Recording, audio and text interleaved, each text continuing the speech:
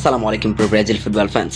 দর্শক, গত মৌসুমে কার্লোস ক্যাসেমিরোকে নিয়ে কিন্তু নানা আলোচনা সমালোচনা হয়েছিল, কেননা তার ক্লাব পারফরমেন্সও খুব একটা ভালো ছিল না, তার পজিশন ঠিক ছিল না, সেই কারণে কিন্তু তিনি ব্রাজিল জাতীয় দলে ডাক পাননি, কোপা আমেরিকা মিস করেছেন।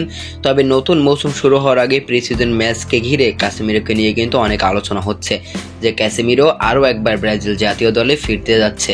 কেননা কার্লোস ক্যাসেমিরোর ম্যানচেস্টার ইউনাইটেডের কোচ এরিক টেন হ্যাগ তিনি কিন্তু কার্লোস ক্যাসেমিরোকে নিয়ে বেশ কিছু কথা বলেছেন। তিনি বলেছেন, প্রি সিজনে ক্যাসেমিরোকে পেয়েছি, বর্তমানে সে ফিট আছে।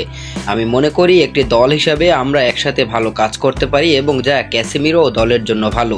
ক্যাসেমিরো এমন একজন যিনি যে কোনো সিচুয়েশনে নিজের স্কিল ও দলের গুরুত্বপূর্ণের ওপর নির্ভর করে খেলতে পারেন, সে আমাদের জন্য খুবই গুরুত্বপূর্ণ।